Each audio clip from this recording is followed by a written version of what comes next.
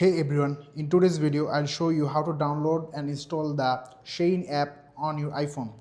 So first make sure your iPhone is connected to the internet through Wi-Fi or cellular data. Then open the App Store here.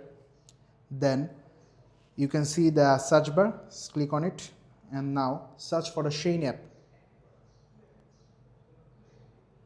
Now search, you can see the SHEIN app shopping online app here. Now click on it.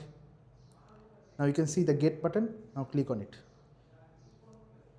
Here you can see install.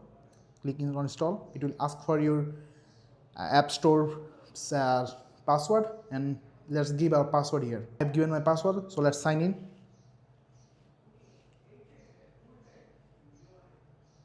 It's done and it's downloading here. You can see here. Let's wait a bit. It's downloading and you can see it's downloaded in this way, and you can open the SHEIN app here. That's it.